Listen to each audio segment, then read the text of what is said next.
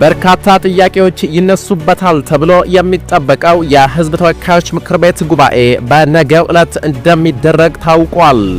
በዚህ ዓመት ለመጀመሪያ ጊዜ በሚደረገው ጉባኤ ላይ ጠቅላይ ሚኒስትሩ እንደሚገኙና በአገሪቱ አንገብጋቢ በሆኑ ወቅታዊ ጉዳዮች ላይ ምላሽ እንደሚሰጡ ይጠበቃል። በተለይ በተለያዩ የአገሪቱ ክፍሎች ለሚስተዋለው ግጭቶችን በማስመልከት እንዲሁም ከጎረቤት አገራት ጋር የተፈጠረው ውጥረትና ከባህር በር ጋር የተያያዙ ጉዳዮች በስፋት ይነሳሉ ተብሎ ይጠበቃል። ጠቅላዩ ነገ ማክሰኞ ዕለት በሕዝብ ተወካዮች ምክር ቤት ቀርበው ከዚህ ቀደም የአገሪቱ ፕሬዝዳንት አቶ ታዬ አጽቀሥላሴ ለሁለቱም ምክር ቤቶች ባደረጉት ንግግርና ከአባላት ለሚቀርቡ ጥያቄዎች ምላሽ እንደሚሰጡ ታውቋል። ጠቅላይ ሚኒስትሩ በወቅታዊ የአገሪቱ ሁኔታ በተለይም በዚህ ዓመት በሚደረገው ምርጫ የጸጥታና የኢኮኖሚ ጉዳዮችን በተመለከተ በአጽንኦት እንደሚያነሱም ይጠበቃል። የፓርላማ አባላቱ እስከ ባለፈው ሰኞ ድረስ ጥያቄዎቻቸውን አስገብተው እንዲያጠናቅቁ የተነገራቸው ባለፈው ሳምንት እንደነበረም ታውቋል። ጠቅላይ ሚኒስትሩ በዓመት ውስጥ በፓርላማ በመገኘት ለጥያቄዎች ምላሽ ከሚሰጡባቸው 3 ሁነቶች መካከል የነገው የመጀመሪያው ነው ተብሏል። በ2008 ዓመተ ምህረት የወጣው የሕዝብ ተወካዮች ምክር ቤት የአሰራር ደንብ የአገሪቱ ፕሬዝዳንት የፌዴራል መንግስትን ዕቅድ ካቀረቡ በኋላ ጠቅላይ ሚኒስትሩ በፓርላማ በመገኘት ገለጻ ማድረግ እንዳለባቸው ይደነግጋል።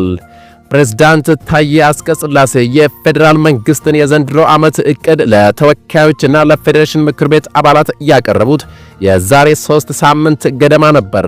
ምክር ቤቱ የ5ኛ ዓመት ሁለተኛ መደበኛ ስብሰባውን በነገው ዕለት ማክሰኞ ጥቅምት 18 እንደሚያካሄድ ለፓርላማ አባላት መረጃዎችን በቴሌግራም ቻናሉ ቢያሰራጭም ነገር ግን አጀንዳውን ከመግለጽ መቆጠቡን አንዳንድ ምንጮች ገልጸዋል።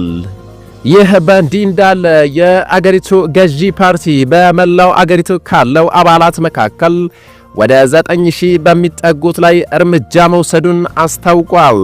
በስነ ምግባር ጉድለትና በአፈጻጸም ድክመት ምክንያት በርካታ የፓርቲው አባላት ላይ አስተዳደራዊ እርምጃ እንደተወሰደ የፓርቲው ምክትል ፕሬዝዳንት አሳውቋል። አቶ አደም ፋራህ ይህንን የተናገሩት በፓርቲው የሥራ አስፈጻሚ ኮሚቴ ስብሰባ ላይ የተሰጡ ውሳኔዎችን አስመልክተው ማብራሪያ በሰጡበት ወቅት ነው።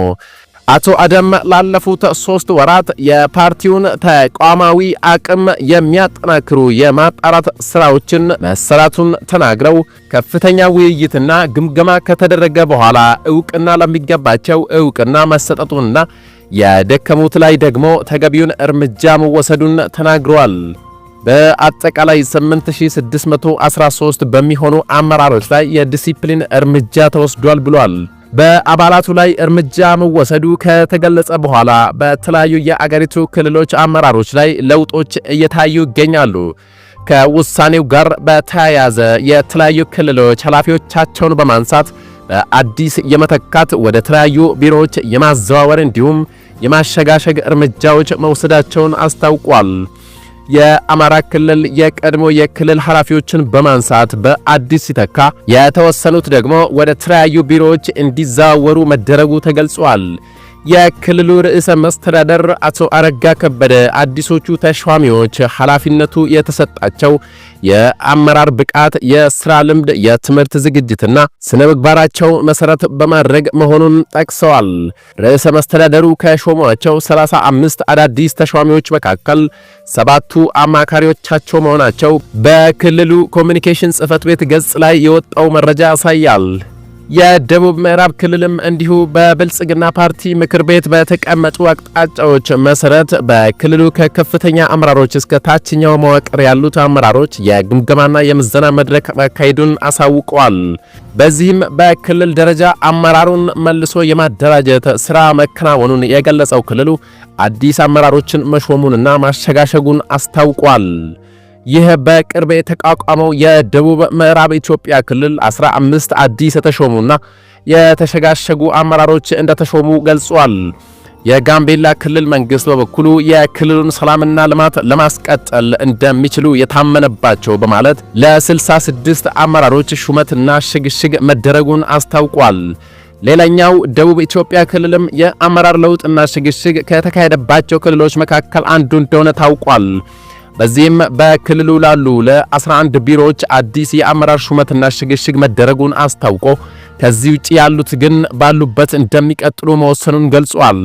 ይህ በአገር አቀፍ ደረጃ ስነ ምግባርና የሥራ አፈጻጸም ብቃትን መሰረት በማድረግ ተካሂዷል የተባለው ሹመት ይፋ የሆነው በአገሪቱ የሚካሄደው ምርጫ 7 ወራት ያክል ሲቀሩት መሆኑ ነው።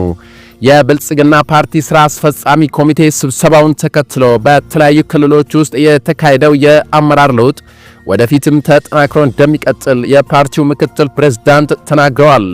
አቶ አደም ፋራ እንዳሉት በተመደበበት ቦታ በተሰጠው ኃላፊነት ሕዝቡን በታማኝነት የማያገለግል የሥነ ምግባር ችግር ያለበትና በሌብነት የተዘፈቀ ላይ አሁንም እርምጃዎች ይወሰዳሉ ብለዋል።